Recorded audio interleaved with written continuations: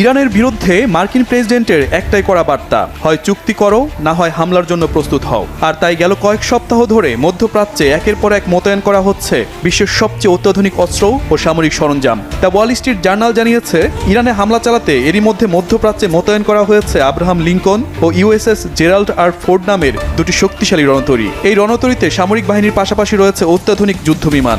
মার্কিন যুদ্ধবিমানের মধ্যে আছে F-35, F-22 যুদ্ধবিমান, আছে দ্রুত নিয়ন্ত্রণ ক্ষমতা সম্পন্ন বিশেষ প্রযুক্তির বিমানও। ইরানের মিসাইল ও হামলা ঠেকাতে শক্তিশালী আকাশ প্রতিরক্ষা ব্যবস্থা মোতায়েন করেছে মার্কিন প্রশাসন।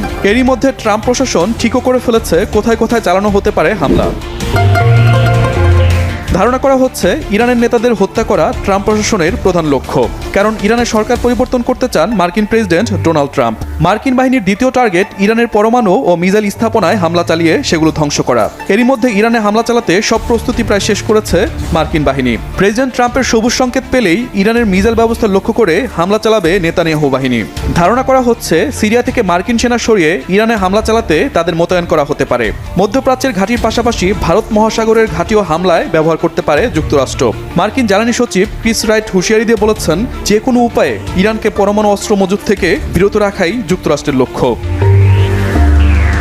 যুক্তরাষ্ট্রের হামলা ঠেকাতে কঠোর প্রস্তুতি নিচ্ছে ইরানও। মিসাইল ব্যবস্থা ও সেনাঘাঁটি রক্ষা করতে বিশেষ ধরনের কনক্রিটের প্রাচীর তৈরি করছে তেহরান। 30 কিলোমিটার এলাকা নিয়ে ইরানের পার্চিন কমপ্লেক্স নামের মিলিটারি সাইট জুড়েও আছে এই বিশেষ প্রাচীর।